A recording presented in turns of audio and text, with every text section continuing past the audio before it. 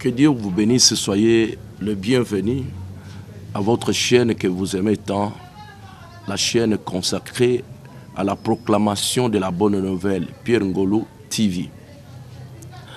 Je suis heureux de vous rencontrer encore maintenant et soyez à l'aise, quel que soit l'état où vous vous trouvez. Nous parlons de quelque chose que le monde ne peut pas nous donner, quelque chose que nous devons aimer parce que c'est Dieu qui nous le donne par amour. Nous parlons du Saint-Esprit. Nous parlons du Saint-Esprit parce que tout ce que nous devons recevoir de Dieu, nous devons le recevoir par l'Esprit de Dieu, car lui-même, l'Éternel Dieu qui nous a créés, est Esprit. Le message que vous suivez est intitulé « Tout par l'Esprit ». Tout par l'Esprit parce que, quoique créé à l'image de Dieu ou vivant dans cette chair, Dieu veut communiquer avec nous spirituellement. Il veut que nous puissions le ressembler spirituellement. Tout par l'Esprit. L'apôtre Paul dit ceci dans l'épître aux Éphésiens chapitre 6 verset 12. « Car nous n'avons pas à lutter contre la chair et le sang. Car nous n'avons pas à lutter contre la chair et le sang. Mais nous avons à lutter contre les dominations, contre les autorités, contre les princes de ce monde, qui vivent dans les lieux célestes. » Vous parlez de l'Esprit de Dieu est tellement intéressant que cela ne vous concerne que vous parce que vous êtes enfant de Dieu. Ce n'est pas l'esprit de ce monde, c'est l'Esprit de Dieu. L'Esprit qu'on n'achète pas. L'Esprit tel que je le connais, l'Esprit ou le Saint-Esprit, c'est une personne. C'est une personne divine que Dieu envoie dans notre vie par le simple fait que nous avons crié au Seigneur Jésus-Christ comme Sauveur. C'est la personne que Dieu a chargée de nous enseigner, de nous conduire, d'intercéder pour nous, de demeurer en nous, de nous consoler et de nous rappeler de temps à autre les choses de Dieu. Je suis heureux parce que vous avez déjà reçu le Saint-Esprit et je serai beaucoup plus heureux encore lorsque vous recevrez le Saint-Esprit pour vous qui ne l'avez pas encore reçu. Tu aimes Dieu, tu crois en Dieu, tu pries, tu invoques le nom du Seigneur Jésus-Christ, mais Dieu est esprit. Il veut que ceux qui l'adorent puissent l'adorer en esprit et en vérité. Dieu est esprit. Il a besoin de te voir, l'adorer comme tu le fais là, le glorifier, le louer comme tu le fais là, mais en esprit et en vérité. Parce qu'il est esprit, il a un langage approprié pour te communiquer des choses spirituelles. Dieu éternel, notre Père, a des biens spirituels qu'il aimerait bien te donner parce que lui est esprit et il a aussi des biens spirituels qu'il donne aux hommes et aux femmes spirituels. Je vous renvoie rapidement à ce que l'apôtre dit concernant nos ennemis qui sont dans les lieux célestes, parce que Dieu est pour nous. Dieu est pour toi. Tout ce que tu fais pour Dieu, tout ce que tu demandes à Dieu, il te les donne. Dieu t'écoute, il aime bien t'assister, il aime bien te voir vivre mieux. Mais ceux-là qui ont été déchus, ceux-là qui ont été chassés du ciel, ces ennemis pour lesquels on n'a pas trouvé de la place au ciel, ceux-là qui sont descendus avec le diable, Satan sur la terre, animés d'une grande colère, ils sont venus pour s'opposer à l'accomplissement de la volonté de Dieu dans ta vie. Voilà pourquoi je voudrais vraiment que tu prennes ce temps à écouter ce que Dieu veut de toi, ce que Dieu veut de nous. Le Seigneur Jésus-Christ a promis ceci. Lorsqu'il voulait s'en aller, vous lirez cela dans l'évangile selon Luc chapitre 24 au 49e verset. Il est dit, j'enverrai sur vous ce que mon Père a promis. Ne quittez pas la ville, ne quittez pas Jérusalem, jusqu'à ce que vous soyez revêtus de la puissance d'anneau. Oui, Dieu a trouvé bon de nous revêtir de la puissance d'anneau. Donc, le fait pour toi, le fait pour nous, de recevoir l'Esprit de Dieu, c'est accepter d'être revêtu de toutes les armes de Dieu. C'est accepter d'être enseigné, d'être conduit, d'être consolé, d'être instruit par le Saint-Esprit. Il l'avait promis, il l'a réalisé. Ce dimanche 4 juin, le monde tout entier, du moins pour les chrétiens, nous célébrons la Pentecôte. Le jour où l'Éternel Dieu, dans sa puissance et dans son amour, a accepté de nous envoyer les consolateurs qui demeurent éternellement avec nous pour nous guider et pour nous instruire dans les choses de Dieu. Cette fête, beaucoup de chrétiens la passent en lisant les Écritures, en mémorisant des passages bibliques, mais sans expérimenter la véritable visitation, la véritable réception ou le véritable baptême du Saint-Esprit. Mon frère, ma soeur, il est bon que tu reçoives le Saint-Esprit, que tu sois revêtu de la puissance d'anneau. Pourquoi? Parce que Jésus-Christ a dit, s'adressant aux apôtres, il leur a dit, mais ne réclamez pas encore le rétablissement du royaume d'Israël. C'est dans les Actes des Apôtres, chapitre 1, au verset 8. Mais vous recevrez une puissance, le Saint-Esprit survenant sur vous, et vous serez mes témoins. Donc, c'est pour nous l'obligation de partager avec vous, de vous inviter à recevoir le Saint-Esprit pour que vous soyez pas celui qui écoute des autres les merveilles de Dieu, mais que tu sois témoin des grandes réalisations de Dieu dans ta propre vie. Vous recevrez une puissance, le Saint-Esprit survenant sur vous, et vous serez mes témoins. Oui, mon frère, ma soeur, dispose ton cœur à recevoir le Saint-Esprit, parce que ce n'est pas un homme qui le donne, c'est Dieu lui-même qui le donne à ceux qui le recherchent.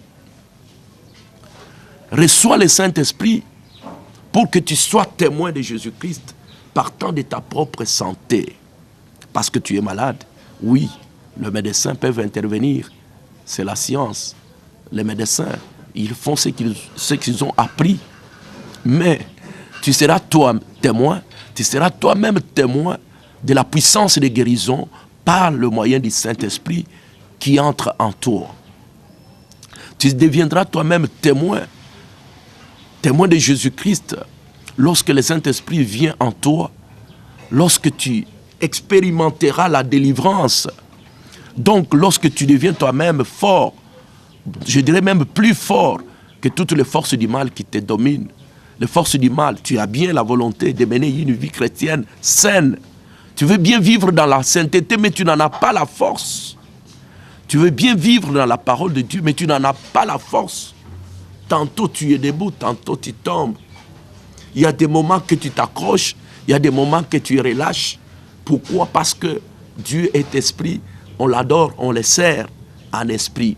Donc, reçois le Saint-Esprit pour que la puissance de Dieu t'aide à demeurer attaché, à persévérer dans l'amour et à demeurer dans l'obéissance.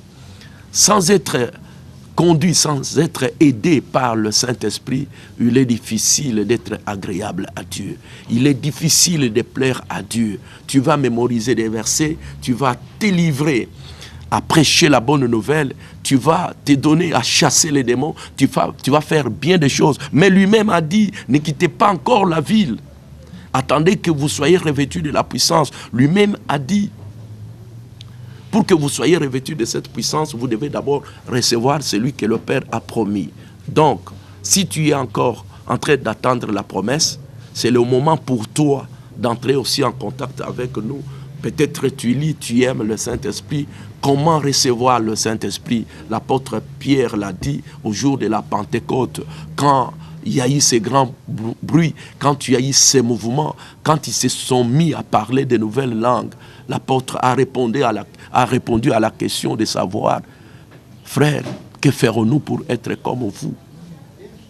Comment donc, en d'autres termes, comment pouvons-nous recevoir le Saint-Esprit comme vous? La chose est simple.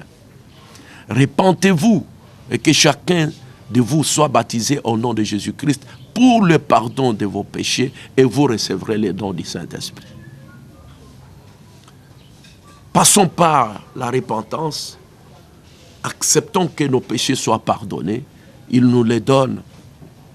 Il nous les donne parce qu'il nous aime, il est notre Père et nous sommes ses enfants.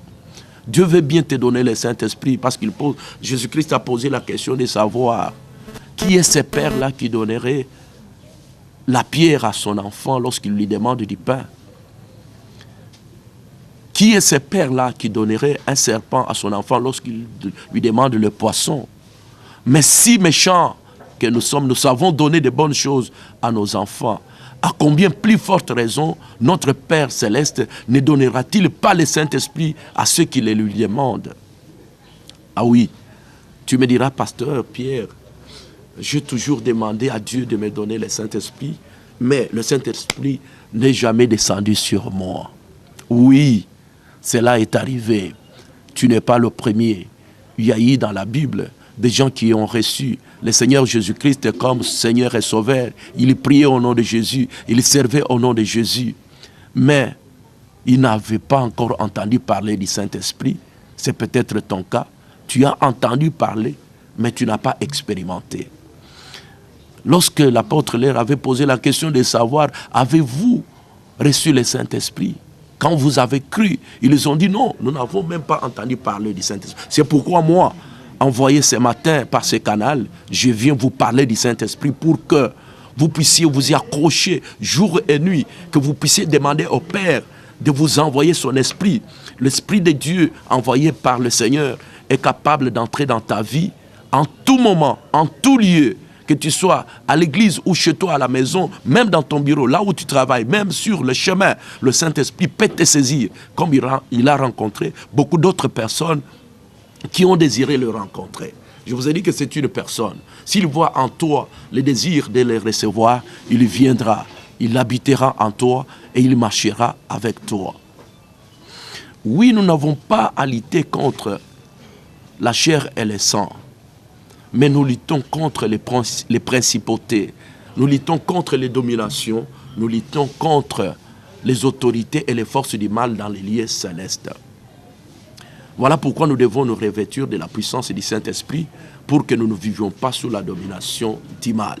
Nous ne devons pas vivre sous la domination du mal, mais c'est quand nous recevons le Saint-Esprit qu'il nous donne toutes les armes de Dieu, les armes tant offensives que défensives, pour que nous puissions savoir comment mener notre vie avec aisance comme des enfants de Dieu, que nous puissions savoir comment nous puissions servir le Seigneur sans peur de tomber, sans peur d'être vaincus, mais que nous puissions expérimenter la gloire de Dieu dans tout ce que nous faisons. Recevons le Saint-Esprit, c'est la recommandation du Seigneur. Recevons le Saint-Esprit, c'est notre promesse. Je reviens à ce que l'apôtre Pierre a dit à qui lui demandaient que devons-nous faire pour recevoir le Saint-Esprit. Il leur a dit, ce n'est pas de la folie, ces gens ne sont pas ivres. C'est ici l'accomplissement de ce que Dieu a promis par la bouche du prophète Joël. Dans les derniers jours, je répandrai de mon esprit sur toute chair. Vos fils et vos filles prophétiseront. Vos jeunes gens auront des visions et vos vieillards auront des songes. As-tu déjà eu un rêve dans lequel tu parlais en langue? As-tu déjà eu un rêve dans lequel tu prophétisais? Oui, cela est possible. Cela est possible pour toi, comme cela a été possible pour moi. Tu peux parler de nouvelles langues, tu peux prophétiser, tu peux avoir des visions, parce que la promesse est pour nous, la promesse est pour nos enfants, la promesse est pour tous ceux qui sont au loin, en aussi grand nombre que le Seigneur notre Dieu les appellera. Alors tu es de ces nombres-là, mon frère, ma soeur, tu es du nombre de ceux que le Seigneur appelle à recevoir le Saint-Esprit pour qu'il soit différent des autres. Oui, il est écrit dans la Bible que si quelqu'un n'a pas l'Esprit de Christ, il ne lui appartient pas. Mais tu fais mieux de chanter pour Christ, tu fais mieux de les servir, de lire la Bible régulièrement, de te donner. Mais une chose est réelle, tu dois vivre l'expérience du baptême du Saint-Esprit. Pourquoi? Je prends l'exemple de ce jeune homme qui a été roi. Je parle de David, lui qui a reçu l'onction par l'entremise du prophète Samuel. David a été roi. Il est important, dans toutes les circonstances, en tout moment et en tout lieu, il est vraiment important d'être dirigé par le Saint-Esprit, d'être utilisé par le Saint-Esprit. Voilà, il va pour visiter ses frères. Cette bonne histoire que vous connaissez bien, écrite, l'histoire se trouve dans le premier livre de Samuel, chapitre 17. David va visiter ses frères. Il les trouve au fond. Il les trouve au fond devant les héros philistins, Goliath. Qui pouvait parler? Qui pouvait répliquer? Il a dit, tout le monde ne va pas se battre, qu'on choisisse un homme qui va combattre contre lui, de telle sorte que c'est lui qui dominera l'autre, entraînera la domination de son peuple sur les autres. Mais quand David est arrivé, parce que lui était dirigé, lui recevait des communications spirituelles, lui était dans la mouvance du Saint-Esprit. Il n'a pas supporté des injures, il n'a pas supporté les déplacements de langage de ces héros philistins. David a dit, qui est cet homme, cet incirconcis? Il y a bien des serviteurs de Dieu, beaucoup d'enfants de Dieu qui sont marginalisés, maltraités, confus, combattus, dominés, qui vivent sous la domination de leurs ennemis parce que l'esprit de supériorité, l'esprit de puissance n'agit pas en eux. David a dit, que fera-t-on à l'homme qui peut abattre ces Philistins, cet incirconcis, qui se livre à insulter l'Éternel Dieu des armées? Oui, poussé par le Saint-Esprit, vous connaissez l'histoire. David a dit, j'irai me battre avec cet homme.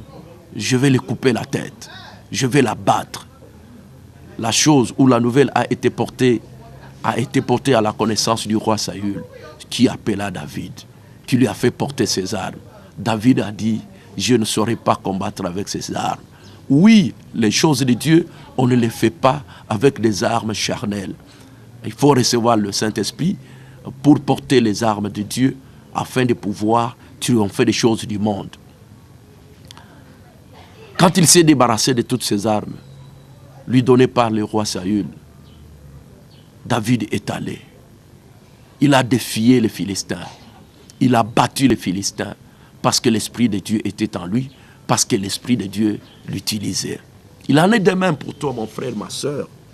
Il en est de même, cher serviteur de Dieu. C'est bien bon d'avoir étudié la connaissance de Dieu, d'avoir étudié. Tu as fini en faculté de théologie. Tu es théologien, c'est bien. Tu as fait l'école biblique, c'est bien. Tu as crié au message des hommes de Dieu, c'est bien. Dispose ton cœur reçois le Saint-Esprit. Reçois le Saint-Esprit pour que tu serves Dieu selon lui. Parce que ce n'est pas avantageux de servir Dieu en dehors de sa volonté. Ce n'est pas avantageux de servir Dieu avec ta propre force, avec ta propre intelligence. Mais il est avantageux de servir Dieu conduit par le Saint-Esprit. Il est avantageux de servir Dieu conduit par le Saint-Esprit. C'est pourquoi recevez le Saint-Esprit, dépendez de Dieu, communiquez avec le Saint-Esprit, marchez selon le Saint-Esprit pour ne pas accomplir les désirs de cette chair. L'apôtre Paul pose encore la question de savoir qui peut triompher du monde, sinon c'est lui qui croit que Jésus-Christ est Seigneur. Oui, mon frère, ma soeur, tu crois déjà que Jésus-Christ est Seigneur, mais c'est Jésus-Christ qui t'a promis le baptême de son esprit. Reçois le Saint-Esprit pour que tu sois capable de connaître la pensée de Dieu pour toi, la pensée de Dieu pour ce monde, la pensée de Dieu pour tes parents, la pensée de Dieu pour tes enfants, la pensée de Dieu pour tout ce que tu veux faire. Vous savez, le fait de ne pas consulter Dieu, une fois, il a rejeté le roi Akab. Il a rejeté le roi Akab. Là, je vais consoler mon frère, ma soeur qui est malade. Tu es malade, tu te poses la question de savoir, guérirai-je de cette maladie? Ou tu as un problème qui te préoccupe, mais tu ne sais à quel saint se vouer.